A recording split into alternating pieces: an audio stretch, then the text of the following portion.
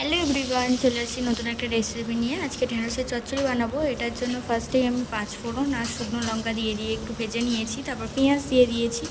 দিয়ে যতক্ষণ না পেঁয়াজটা একটু গলে যাবে আর লাল লাল ভাব চলে আসবে ততক্ষণ আমি ভালোভাবে ভেজে নেব। তারপর আলুগুলো দিয়ে দিয়েছি। আলুগুলো কেমনভাবে কেটেছি তোমরা দেখতেই পাচ্ছ। এমনভাবে আলুগুলো কাটলে আলুগুলো দেখতেও সুন্দর লাগে, চচ্চড়ির সাথে ভালোই লাগে, কারণ আলুগুলো বেশি বড় হয়ে গেলে ভালো লাগবে না। এগুলো লাল লাল করে আমি ভেজে নিয়েছি। যতক্ষণ না একটু লাল ভাবটা চলে আসে ততক্ষণ কিন্তু আমি ভেজে নিয়েছি। তারপর আদা রসুনের পেস্ট দিয়ে দিয়েছি একটু, দিয়ে ভালোভাবে নাড়িয়ে চাড়িয়ে নেবো যতক্ষণ না এর কাঁচা গন্ধটা চলে যাবে। হয়ে গেলে তারপর আমি ভেন্ডিগুলো দিয়ে দেবো। ভেন্ডিগুলো ভালোভাবে দিয়ে অনেকক্ষণ ধরে একটু নাড়িয়ে চাড়িয়ে নিয়েছি যতক্ষণ না সব মশলাগুলো থেকে কাঁচা গন্ধটা চলে যাচ্ছে।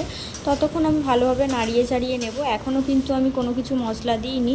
এবার টমেটোটা দিয়ে দিয়েছি। টমেটোটা দিয়েও ভালোভাবে একটু নাড়াচাড়া করে নেব। এখন আমি কোনো মশলাতেই কোনো মশলা দিইনি, মানে কোনো মশলা দিইনি একটাই কারণ জল ছাড়বে, জল ছেড়ে গেলে ভালো লাগবে না। এবার ভাজা ভাজা হয়ে গেছে। তারপর আমি নুন দিয়েছি পরিমাণ মতো, একটু হলুদ দিয়েছি।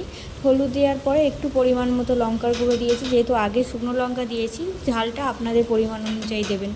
আর এখানটায় তারপরে আমি একটু জিরে গুঁড়ো দিয়েছি, দিয়ে ভালোভাবে এটা নাড়িয়ে চাড়িয়ে নেব। একটু কষিয়ে নেব, একটু জল দিয়েও কষিয়ে নেব। জল দিয়ে কষানো হয়ে গেলে আমি একেবারেই জল দিয়ে দেব। কিন্তু তার আগে আমি দুটো কাঁচা লঙ্কাও দিয়ে দিয়েছি। কাঁচা লঙ্কা দিলে কিন্তু টেস্টটা একটু অন্যরকম হয়ে যায়। যারা ঝালের পরিমাণটা কম খাও, বারবার বলছি, তারা বুঝে শুনে দিও। তারপর আমি জলটা দিয়ে দিয়েছি। জলটা দিয়ে ভালোভাবে একটু নাড়িয়ে চাড়িয়ে নেব। নাড়িয়ে চাড়িয়ে নিয়ে আমি ঢাকা দিয়ে দেবো কিছুক্ষণের জন্য। 10 মিনিট আমি ঢাকা দিয়ে দেবো। 10 মিনিট পর আমি দেখতেই পাচ্ছ এখানটা কতটা জলটা শুকিয়ে গিয়েছে। এখন আমি দেখতেই পাবে যে আলুগুলো গলেছে কি গলেনি, একটু ভালোভাবে দেখে নেবে। দেখে নেওয়ার পরে সেরকম যদি মনে হয় আবার তুমি ঢাকা দিয়ে দিতে পারো। আর নয়তো আমার এখানে তো হয়েই গিয়েছে, এখানটা হয়ে গিয়েছে। এটা গরম ভাতের সাথে অসাধারণ লাগে খেতে।